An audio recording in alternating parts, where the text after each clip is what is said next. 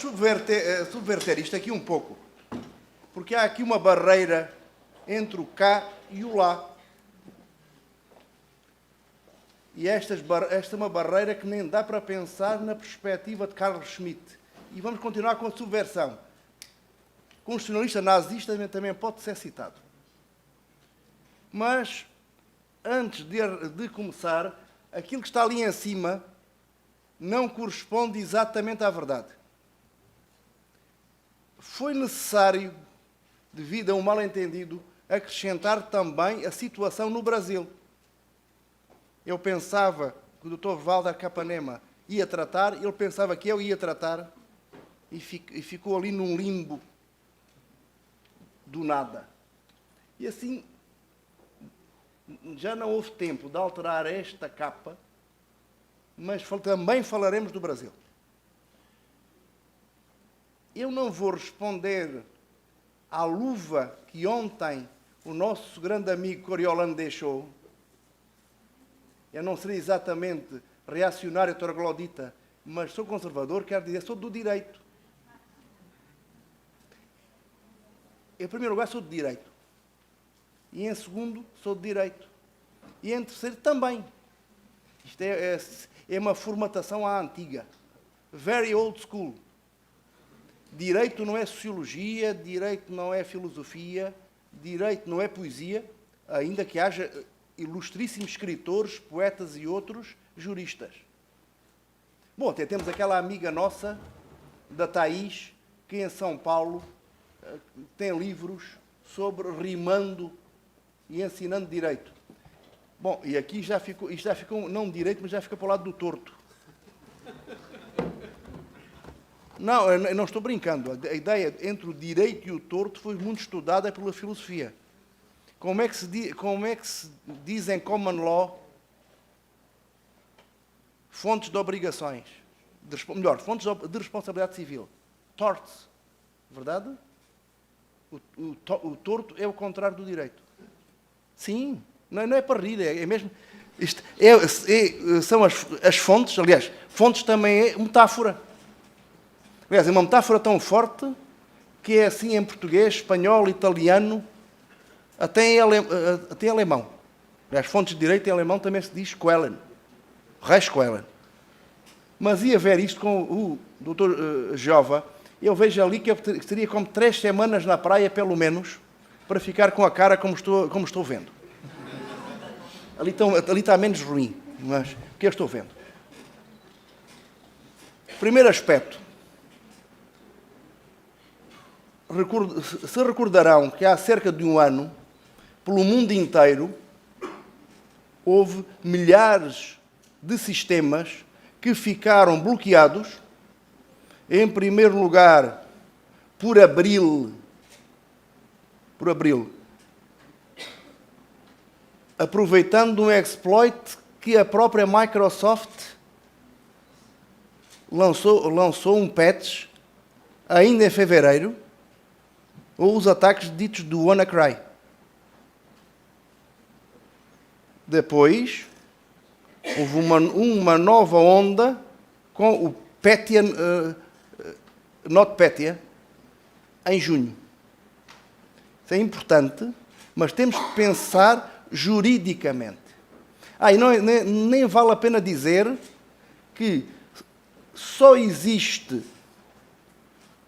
uma tipificação em sentido próprio para o ransomware no Código Penal do Estado da Califórnia. Como saberão, na Federação dos Estados Unidos da América, a matéria penal, tal como a matéria civil, é competência estadual, é diferente do que acontece no Brasil. Há códigos penais ou leis penais em cada um dos 50 estados. E apenas na Califórnia, enquanto uma forma qualificada de extorsão. Como estão a ver em slide, posso abster-me de ler ou pôr por extenso, inclusive correndo o risco de solutrar mal ou entenderem-me mal. Sim, que a lei da degradação da informação também se aplica nestes casos. Sim, von Neumann, isto aplica-se também aqui ao entendimento em palestras. Por isso, complemento daqui. A atitude mais comum aqui dos colegas brasileiros seria dizer: não há lei, não há nada, temos que pensar principiologicamente. Leia-se, saltar por cima do trabalho que dá, pegar nas fontes todas e ver o que é que se consegue fazer com as fontes. E até acrescento, o próprio não está, mas seguramente confirmará. Ontem, a caminho do almoço dos tributaristas com o Dr. Coriolano, ele concordou comigo o seguinte: a principiologia é importante, é necessária para os hard cases, para as situações perante as quais não há referências jurídicas positivas à mão. Mas os hard cases são muito poucos. Para o dia-a-dia, o que é necessário fazer é trabalhar as fontes. As fontes legislativas, as fontes regulamentares, nomeadamente quem trabalha em digital no Brasil, não pode, utilizar um termo pobre, mas muito eficaz, não pode esnobar as liberações normativas da Anatel. Tem que saber que existe e conhecer o conteúdo. Quem advogar e chegar ter um caso com um cliente, consegue argumentar com norma regulamentar da Anatel e o outro lado faz um arrazoado princípio lógico, imaginem a quem é que o juiz dá razão. Não há lacunas. É disciplina de segundo grau. Temos que conhecer. Isso dá trabalho? Claro que dá. Me dá-me trabalho também estudar o sotobosco normativo, não só português e europeu, mas também o brasileiro. Também dá trabalho aqui conhecer a jurisprudência do Tribunal de Justiça. Mas a doutrina só fala na jurisprudência do STF e STJ. Problema da doutrina. Aqui é essencial argumentar com a jurisprudência do Tribunal de Justiça de Santa Catarina, como no Rio, pensando no Walter, é necessário, sim, e ainda mais, nestas matérias, e eu estudei bastante no que se refere ao esquecimento, é preciso entender que o Tribunal de Justiça do Rio de Janeiro mantém um entendimento fortemente divergente com o STJ. Mesmo depois do caso Xuxa, o TJ do Rio não acatou as orientações da ministra Nancy Andrighi, que os restantes ministros subscreveram e que em muitos estados usam como a referência. Não no Rio. Não, em parte, em São Paulo. Isto é necessário conhecer a jurisprudência de segunda instância. De novo, dá trabalho? Pois dá. Mas esse é o nosso ofício. É o ofício porque nós aqui alguns são teóricos ou filósofos do direito. A maioria somos artesãos do direito. Para fazer um trabalho humilde, honesto, para resolver os problemas do dia-a-dia das pessoas e das empresas. Essa é a nossa função. Isso é uma função com pouco glamour? Claro que é. Não é? Mas também o sapateiro pode obter satisfação de fazer um trabalho bem feito. Quem diz o sapateiro, diz o pedreiro. Todas as profissões, com as coisas que são bem feitas, nos engrandecem. Também é do advogado. Sobretudo, o advogado tem que ser honesto com o cliente, tentando resolver o problema do cliente e não ele evidenciar-se com uma teoria mais avançada que até pode, no limite, prejudicar o cliente. Bem, e dizer isto, eu acho que desta referência ainda não dá para mexer nos slides todos, porque isso só soubemos em cima da hora do almoço. Temos nas fontes internacionais não temos referências à extorsão, e fiquem com a extorsão na cabeça, enquanto nas fontes brasileiras sim temos a extorsão tipificada, mas não em contexto específico de ataques pela internet. Mas antes de mais, precisamos de nos entender muito bem sobre o que é que se trata com o ransomware. A delimitação conceptual é essencial nestas coisas. Pensar em termos de ação típica. Aqui temos um procedimento ou um protocolo que podemos reduzir para 4 passos, todos eles necessários para nós termos um ataque de ransomware. Até se faltar um será outra coisa que não um ataque de ransomware. Terá que ser analisado, avaliado de forma diversa. Em primeiro lugar, o que é que temos? A obtenção de acesso ao sistema.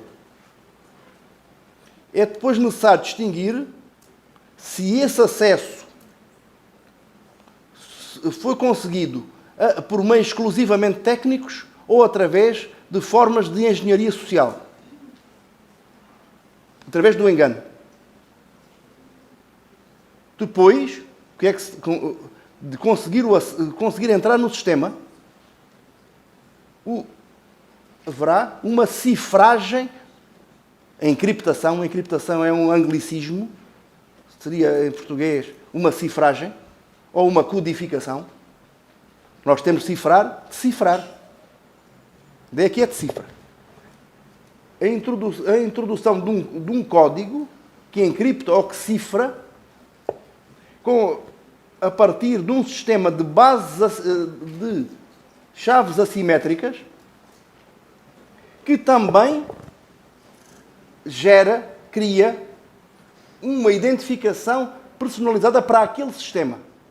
Porque é que isto é necessário para depois o sistema poder ser desbloqueado apenas para quem pagar o resgate. Temos em seguida a comunicação à vítima do que aconteceu e também de quanto é que pedem para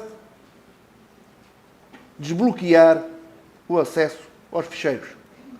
Estes ficheiros podem ser, para advogado, o conjunto das informações que tem dos clientes.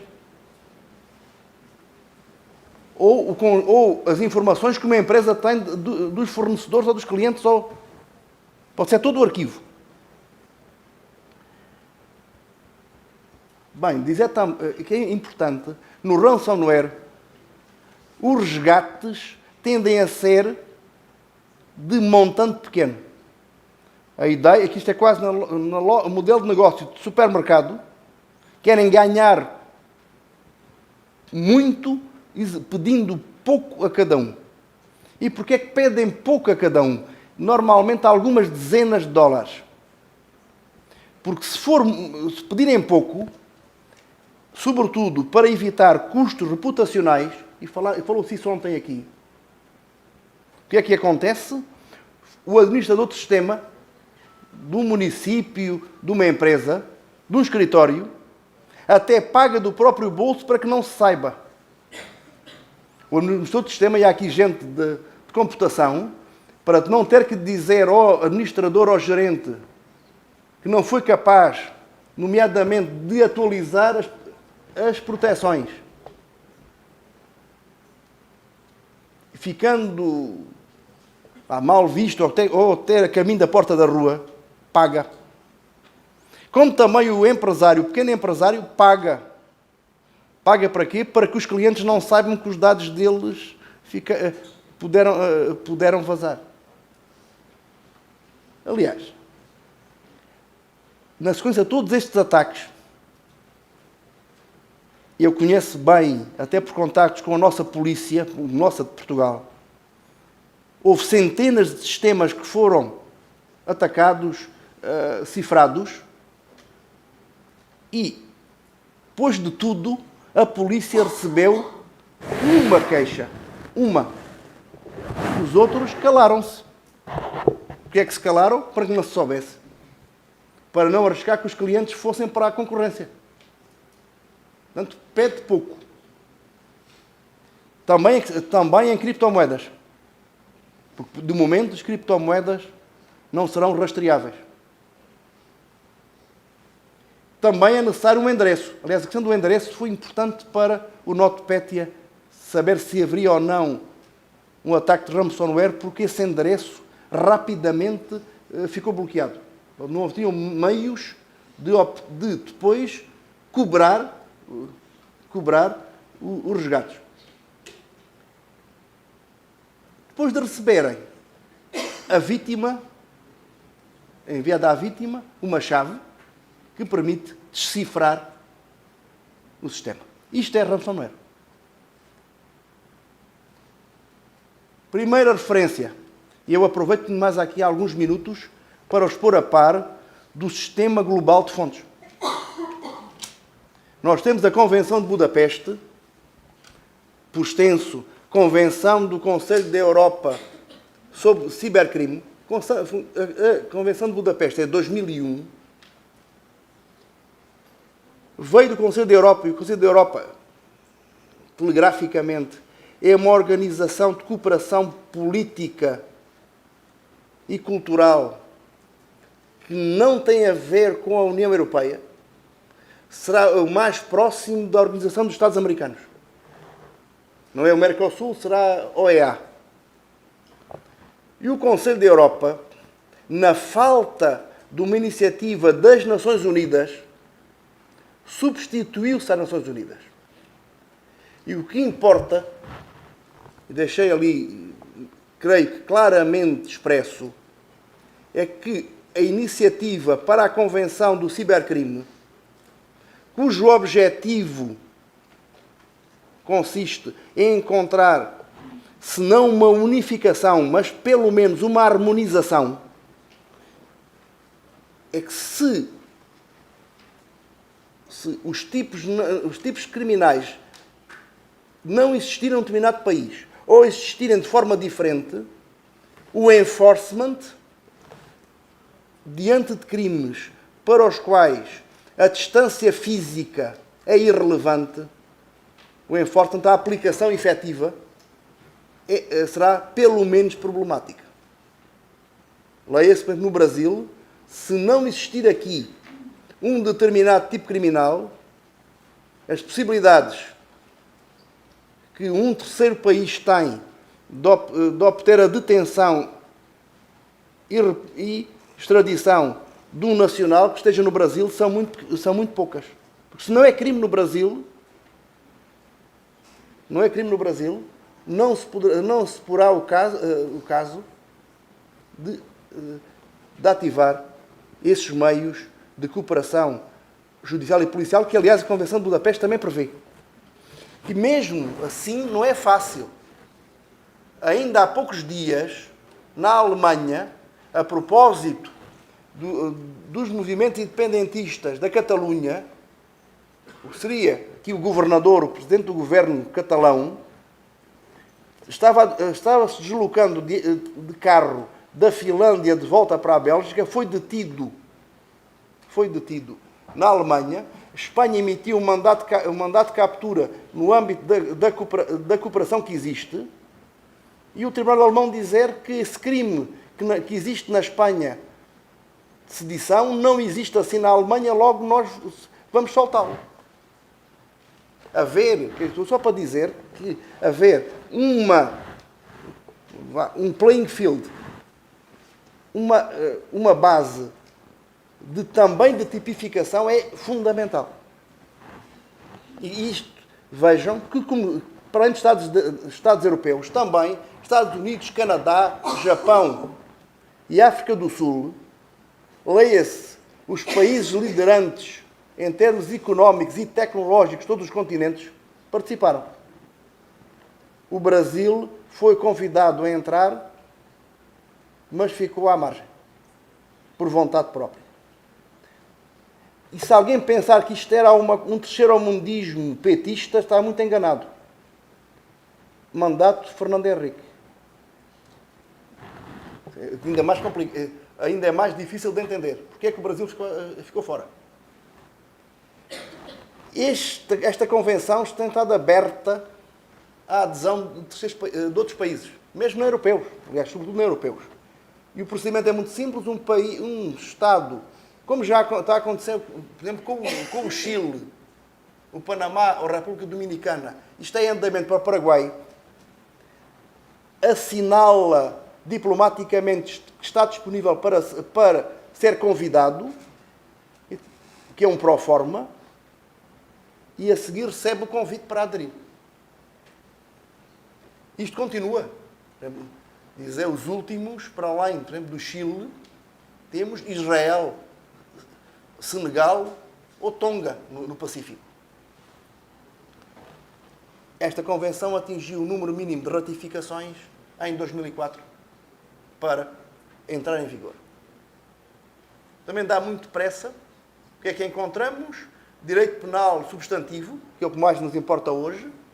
Direito processual penal em matéria essencialmente de obtenção, conservação de prova em contexto digital. Sim, porque é necessário existirem regras próprias para o fluxo de informações.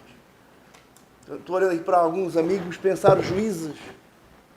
Os juízes têm que perceber que não se conseguem grampear. Hoje já nem da mesma forma a conversa telefónica que ia no fio de cobre, analogicamente. São pacotes de dados que são reunidos no equipamento terminal de recepção. E também a questão da cooperação internacional. Depois, nós encontramos quer os tais crimes informáticos propriamente ditos, aqueles que apenas são pensáveis em contexto informático, e aqui explicitamente infrações contra a confidencialidade, integridade e disponibilidade de dados e sistemas informáticos, e que nos importam o acesso ilícito a um sistema. No Brasil dizem ou usam o termo pós-lei Carolina Dickmann, no artigo 254, letra A do Código Penal, dispositivo, e já lá iremos para o dispositivo. Também a interseção ilícita entre sistemas, a interferência nos dados, que é uma maneira também de dizer dano. Sim, aqui há dano informático. Espero que ninguém fique ofendido, mas no Brasil não há base legal para sancionar dano informático. Criminalmente. Por responsabilidade civil, sim. Sim, é porque o dano, tal como está no Código Civil, no Código Penal, tal como o furto, pressupõe a materialidade e a alteridade. E isso existe para a informação como tal? Não. Não existe no ordenamento brasileiro. Furto de dados, em termos estritamente jurídicos, bom, vou ser desagradável, é uma aberração. Sem lei. Aqui a lei diz que sim, tudo bem. Aliás, furto de... Quem for aqui de computação sabe que os dados não são tirados de um lado e vão para o outro. Temos uma cópia seguida de eliminação de onde estava. Não se trata de uma garrafa de água. Isso aqui é o problema com a informação. Depois também interferência em sistemas e também nos interessa assim, ad latere, a utilização indevida de dispositivos. Isto sim também está no Brasil, está tipificado. Depois temos aqueles crimes que já existiam antes da chegada da rede, mas que são crimes informáticos porque o legislador tem especificamente em consideração, quando tipifica, a diferença de ocorrerem num ambiente digital. Então não há. Aliás, o exemplo mais fácil e até mais estúpido do que não é um crime informático é um informático sei lá, com um problema de chifre, agarra num note e dá na cabeça de outro informático. Se um informático mata outro com um computador, isso não é um crime informático. Exemplo é estúpido, com certeza que é, mas nunca mais vão esquecer. Como também, creio que foi Cleorbert que falou esta manhã, é possível matar alguém, consta que já aconteceu na Coreia do Sul, um paciente estar em cuidados intensivos e, à distância, ser morto por interferência nos equipamentos médicos. Isso não é um crime informático. É tanto crime informático como o meu exemplo tolo de dar com o computador na cabeça do outro.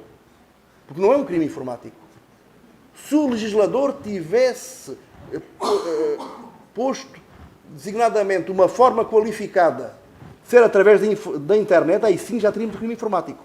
Crime informático como alguém destratar outro pela internet não torna um atentado contra a honra como crime informático. O ambiente é que é outro. Mas não há consequências designadamente na medida da pena. É preciso que nós tenhamos as ideias muito claras. Só há crime informático quando a configuração típica atende ao aspecto diferenciado da informática ou da telemática. Bom, indo em frente a parte... E o que é que teríamos? Aliás, teríamos a falsificação informática, para ficarem com uma ideia melhor, correspondente a uma falsidade ideológica em ambiente informático, e também de burla-se estelionato. Na União Europeia, ainda que a mesma se ocupe de questões criminais desde 1999, no âmbito do antigo terceiro pilar da arquitetura de Maastricht, isto é, havia um pilar propriamente comunitário e económico, a que se juntou desde 1992, um pilar político relacionado com a defesa e a diplomacia, e um terceiro de cooperação judicial e policial em matéria de crimes. Mas se é assim, se era assim, neste pilar tinha uma primeira resposta em 2005, a dimensão europeia dentro da União reforçou-se muito com o Tratado de Lisboa 2009, ratificado, as últimas ratificações em 2007, última ratificação em 2009, onde entrou como competência própria da União.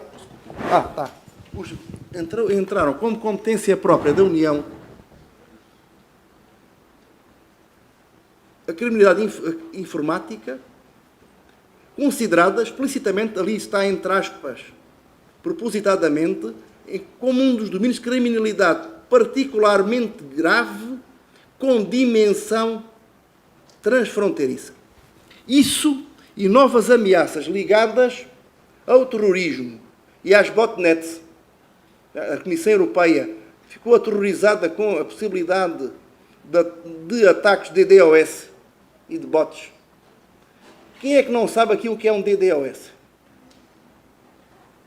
Toda a gente sabe. Ótimo. O DOS, Denial of Service, se algum informático, se eu disser a seguir, ainda que metaforicamente para os juristas entenderem, não corresponder ao modelo técnico, algum informático, por favor, interrompa. Um sistema, antes de começar a trocar dados com outro, primeiro pergunta-lhe, você está aí?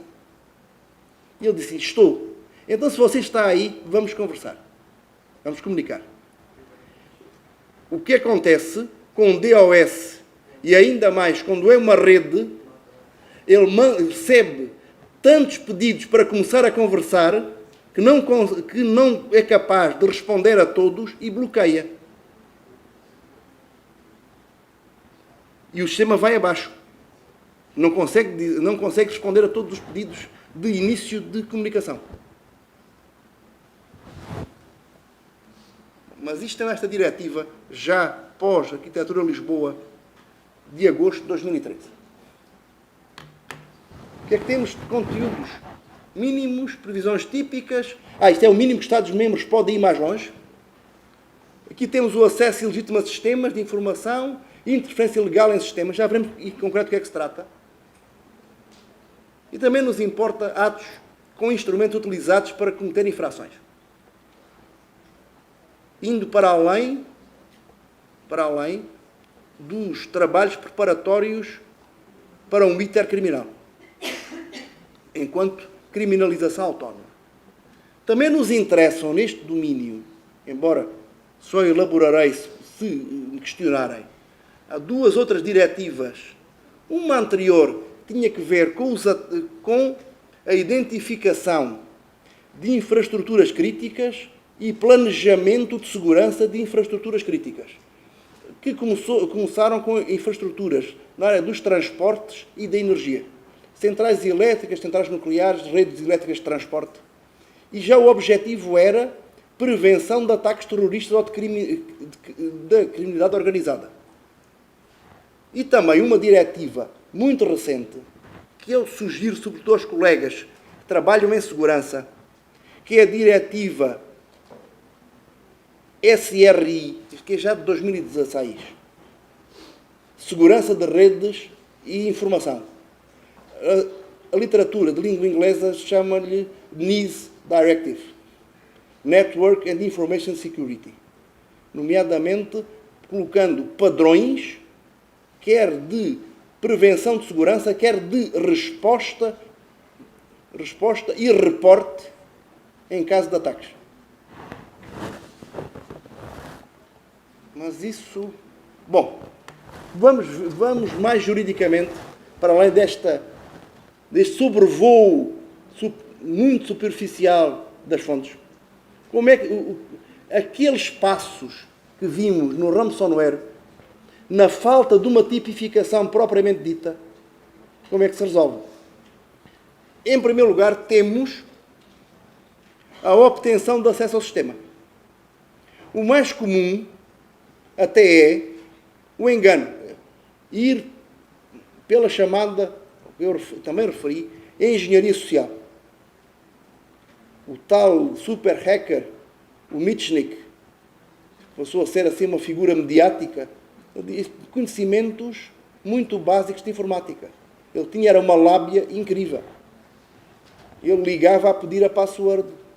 E as pessoas davam. Diziam assim, aqui é, sim, aquelas... olha, sou aqui novo na empresa, sou novo aqui no serviço, na prefeitura. Você não me quer quebrar o galho e dá assim o logo, passa, sim, com certeza, toma nota. E as pessoas, na boa fé, iam fazendo isso. Aliás, diz que a maior vulnerabilidade está entre o monitor e o teclado. Sim, a maior vulnerabilidade em qualquer sistema está entre o monitor e o teclado. É humano. Bem, aqui o que é essencial? Acesso ilegítimo a toda a parte do sistema informático. Mas eu transcrevi a definição de sistema informático, que é importante. Esta definição está no artigo 1º, letra A. Ainda ontem, creio que foi a doutora Gisele Truzzi, que se referiu à necessidade de haver uma densificação conceitual para que não só técnicos, mas também advogados e juízes ou promotores se entendam sobre o que é que estão falando. E aqui o que é que se trata? Sistema informático. Conjunto de dispositivos interconectados ou relacionados entre si, sendo que um ou vários dispositivos asseguram a execução de um programa, o tratamento automatizado de dados. Tem uma definição de 2001. Mas que ainda dá para a curva. Vejam com diferença que há a possibilidade para os Estados-membros exigirem a violação de medidas de segurança e também dolo específico. Intenção de obter dados informáticos ou qualquer outra intenção, ou ainda relacionados com o sistema informático conectado. Outro sistema informático. Isto tem a ver, saber se o acesso só é o acesso pela internet ou também o acesso físico.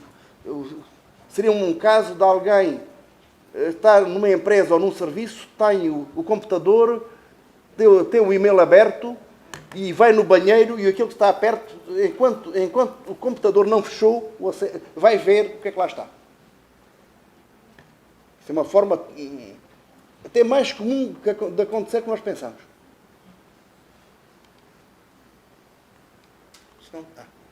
Bom, na diretiva tem uma situação semelhante, assegurar acesso intencional e não autorizado. E aqui até temos uma definição do que é o não autorizado, que é algo que na lei brasileira também falta. E depois a doutrina especula o que é que será, na lei Carolina Dickmann, a não autorização. Aqui diz assim: não concedido pelo proprietário ou qualquer outro titular de direito do sistema, outro parte dele, e não permitido pelo direito nacional. Autorizar a totalidade ou a parte do sistema de informação terá que ser punível como infração penal. E ainda há a possibilidade de não punir, se forem casos suficientemente graves. Logo, o hacking branco poderá perfeitamente ficar excluído da punibilidade. Bom, instiga-se. E até recordar ontem, estou olhando ali para a Wanda, ditaria aos alunos da Federal, que pode ser útil para os colegas presentes. No Brasil, a tentativa, em princípio, é punível, com sanções atenuadas. No exterior, a tentativa, em termos técnicos, a tentativa só é punível se o legislador especificamente o disser. Vou dizer aos colegas, se virem um tipo criminal, português ou espanhol ou italiano, e não fala em tentativa, e se não houve consumação, o advogado brasileiro pensa que é punível. Do outro lado, vê imediatamente que não é. Porquê? Porque não há referência no artigo ou para o conjunto de artigos à tentativa.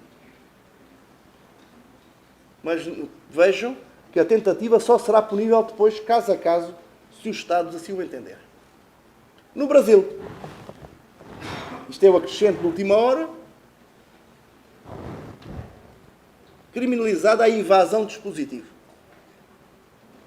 Dispositivo informático alheio, aqui bebeu, conectado ou não à rede de computadores, mediante violação indevida de mecanismo de segurança.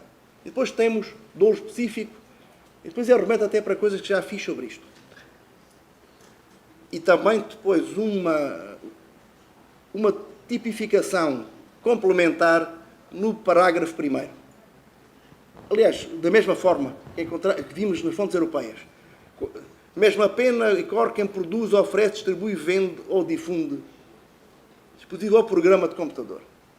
Eu só queria chamar-vos, isto está muito batido, mas queria chamar-vos a atenção para uma coisa. A doutrina brasileira, na sua generalidade, está interpretando dispositivo como hardware.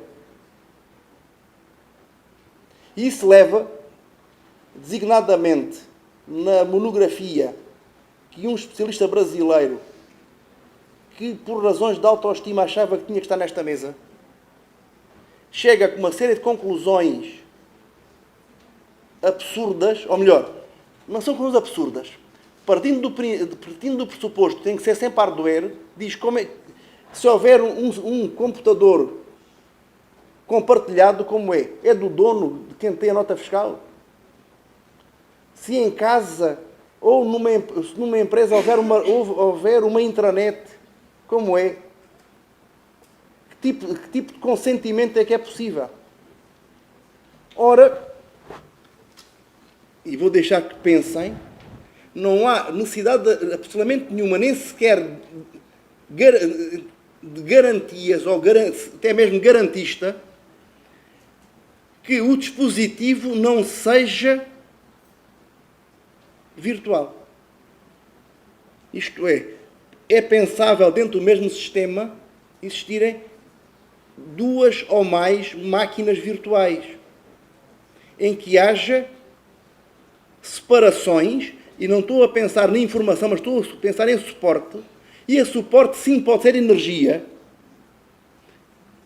e as energias com valor económico estão referidas quer no Código Penal de 1940, quer no Código Civil de 2002. Estava a pensar ainda 76, Miguel Real, 2002. Leia-se, isso significa designadamente que um perfil de rede social, tal como uma separação de logos no mesmo portátil, e eu tenho um portátil em casa para os meus filhos, cada um deles tem o seu perfil. Vai mandar calar-me. Bom, mas eu já estava ficando aterrorizado, porque se vem o Rambo sobre mim, eu só espero que ele não tenha ali um facão daqueles do Rambo do primeiro filme. Eu poderia dizer que eu tentei trazer um emprestado do Crocodile Dundee. E depois iríamos pensar assim, size matters, e ver quem é que tinha o facão maior. Se era aquele, assim, lingrinhas australiano, ou se era o matulão não era, porque o Stallone não chega bem a 1,70 m e usa assim uns sapatos compensados para... Não é um facto. O Stallone é assim, é para baixinho, mas é sempre filmado de maneira a parecer assim.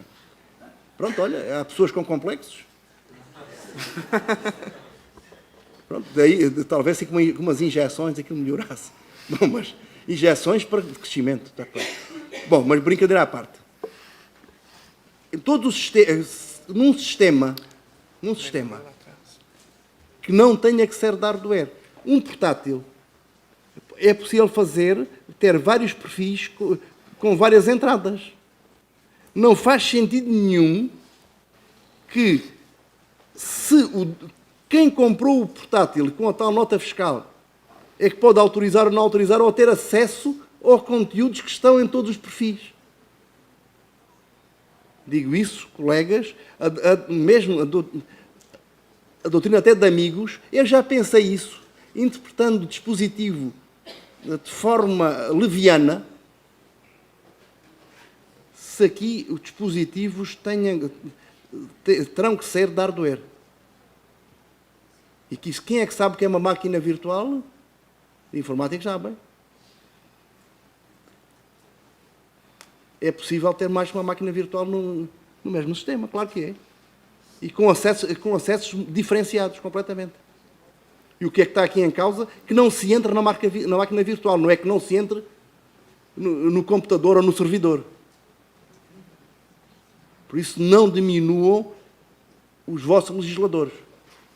Têm que fazer uma interpretação tecnicamente adequada e que vá de encontro às necessidades sociais e necessidades empresariais. Indo mais à frente. Mas o mais comum não é a entrada por via tecnológica. O mais comum é o tal phishing. E o que é que temos em Budapeste? É criminalizada a falsidade informática,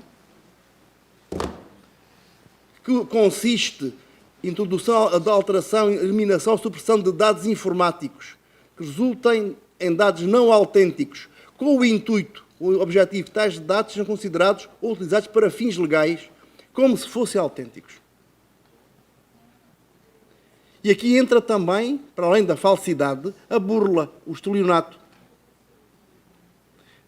Mas só dizer-vos que se a burla é um crime contra o património, o que estão em causa são interesses patrimoniais individuais, a falsidade já vai mais longe.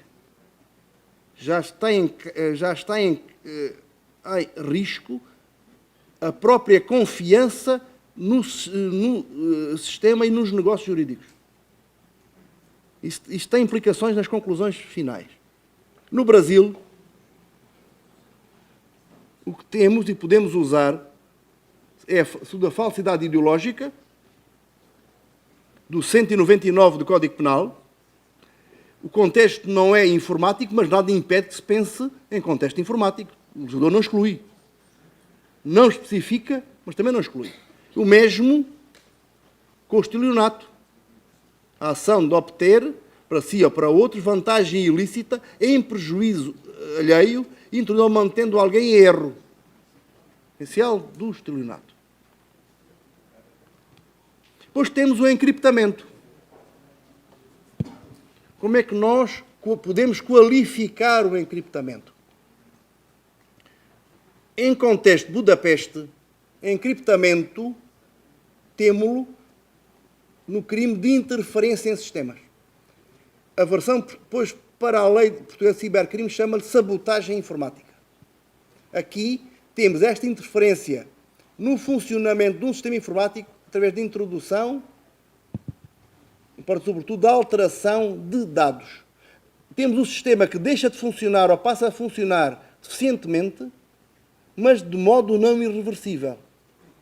Não temos aqui um dano. Temos os dados estão lá, mas não estão acessíveis, enquanto não for introduzida a tal chave de desencriptação, ou desencriptamento. Na diretiva da União Europeia, temos algo semelhante, interferência legal no sistema, que é o nome do tipo. Ato intencional e não autorizado de impedir ou interromper gravemente o funcionamento de um sistema de informação, introduzindo dados, alterando e tal. Depois também, dizer que instigação com a tentativa, e também é possível haver um limite de insignificância neste artigo 9.2. Mas temos formas qualificadas que fazem a ligação ao crime organizado. E pondo a questão do crime organizado e ao terrorismo, porque é isso que tem estado subjacente aos ataques de ransomware. Nesta primeira forma, que sejam puníveis, caso sejam cometidos no âmbito de uma organização criminosa, que causem danos graves ou sejam cometidos contra um sistema de informação que constitui uma infraestrutura crítica. Ou então, cometidos mediante a utilização abusiva de dados pessoais de outra pessoa com o objetivo de conquistar a confiança de terceiros. Aqui é o chamado furto de identidade. Furto de identidade não é criminalidade enquanto tal, mas, se existir, leva a uma forma qualificada, nomeadamente da interferência ilegal em sistema. Aí consigo. Ok. Pois ainda temos outra forma qualificada que tem a ver com crime organizado e botnets. Que sejam cometidos intencionalmente e afetem um número significativo de informação recorrendo a um dos instrumentos tecnológicos ou senhas ou outras formas. E ainda, lá transcrevi, é que também a produção, venda, aquisição, utilização, importação, distribuição. Bom, no Brasil, pensou assim, e no Brasil esta questão da interferência em sistemas é penalizada, não foi pela lei Carolina Dickmann. Chegamos ao Código Penal e encontramos no artigo 265 o crime de atentado contra a segurança de utilidade pública. Leis europeias falam em infraestruturas críticas, falam a continuidade da vida em sociedade, aqui também. Atentar contra a segurança ou funcionamento de serviços de água, luz, força ou calor ou qualquer outro de utilidade pública. Sim, temos um problema grande, é que se o sistema de eletricidade ou de água se ficam bloqueados por um encriptamento do sistema. E ainda mais, no 266 também do Código Penal brasileiro. Interrupção ou perturbação de serviço telegráfico, telefónico, informático, telemático ou de informação de utilidade. E aqui vejam, pois o parágrafo 1º, tal pena de detenção de 1 a 3 anos e multa, que interromper serviço telemático ou de informação de utilidade pública ou impede ou dificulta o estabelecimento. É a mesma lógica, isso poderá acontecer perfeitamente através do tal encriptamento. Tem que ir calar. Já, sim. Tá. Desculpem. É que eu não tenho assim aquela prática que tem o Roberto Leal, depois andar assim com o microfone. Mas, bem, isto quer dizer que é preciso andarmos acatando dentro da lei, neste caso da lei brasileira, como é que conseguimos resolver os problemas. E eu estou tentando não entrar aqui com nenhuma dimensão principiológica. Vamos ao direito posto. Nem sequer o direito que deveria vir a existir. Bom, resgate. Efetivamente, nem na Convenção de Budapeste, nem na Diretiva da União Europeia, o resgate e a extorsão estão previstas. Porque também não precisaria, porque já estão nos ordenamentos penais de todos os Estados. Eu deixei aí alguns exemplos. Portugal, Espanha, França, Itália, Alemanha, ou também da Califórnia, que nós já vimos. No entanto, se voltarmos a olhar com atenção para a Convenção de Budapeste, no artigo 8º, letra B, tem por nomen burla, verificamos que o legislador foi mais longe que o estelionato. Quando se diz ato de causar perda de bens a terceiros mediante qualquer interferência no funcionamento do sistema informático com a intenção de obter um benefício económico ilegítimo para si ou para terceiros. Aqui encaixa totalmente a extorsão através de encriptamento. Isso quer dizer também para os colegas, e estão em alguns estudantes, que o que é relevante é a configuração típica, não é o nome que aparece no código. Perceber se encaixa ou não encaixa na tipicidade. No Brasil, claro que temos. Artigo 158 do Código Penal. Que a extorsão é um crime contra o património. Constranger alguém mediante, aqui não é violência, mas é grave ameaça de ficar sem acesso aos dados que necessita para a sua vida pessoal ou sobretudo profissional empresarial, e com o intuito de obter, para si ou para outra, uma indevida vantagem económica, levando a pessoa a fazer alguma coisa. E vejam, na própria definição legal de grave ameaça, possibilidade de a vítima vir a perder definitivamente a disponibilidade do sistema informático e dos dados nele contidos. Bom, há algumas conclusões muito rápidas.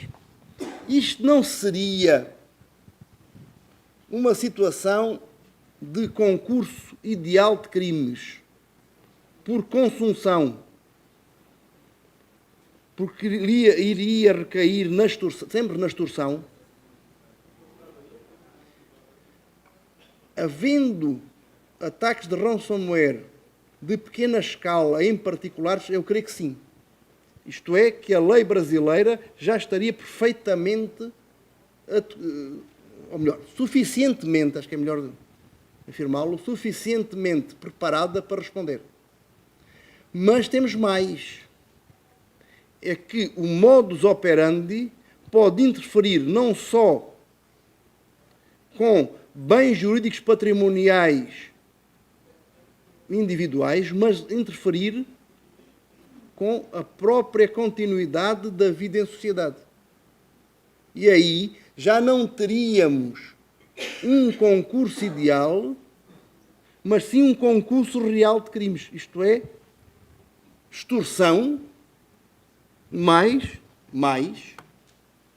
os crimes, pelo menos no Brasil, temos de deixar a Europa de lado, mas também ou o crime de atentado contra a segurança de utilidade pública, ou o crime de interrupção ou perturbação de serviço telegráfico, telefónico, informático, telemático ou de informação de utilidade. Teríamos condenação por 2 crimes diferentes. Ou melhor, um crime diferente para além da extorsão. Descansem que já terminei. E estou aqui também na expectativa de contraditório, a começar pelo colega e antiquíssimo amigo. Nós devemos nos conhecer há mais de 10 anos. Sim, bem mais de 10 anos. Isto é o que é um bocado assustador. E a diferença é que o Dr. Walter tem um cabelo mais forte e de cor mais persistente. Mas eu pinto. Pinta? Meu pintado. É um segredo que eu queria revelar hoje para o senhor. Espero não decepcioná-lo. Eu não sei, não diga nada, mas, por exemplo, o meu sogro tem um cabelo quase da cor do céu e tem quase 80 anos. Isto é questão de genética. Pronto, está bem? Olha. Assim já ficarei assim, menos deprimido. Já sei que isto tem um cabelo fake. Bom, mas de qualquer maneira, pensar nestas formas de qualificação, na falta de uma extorsão sobre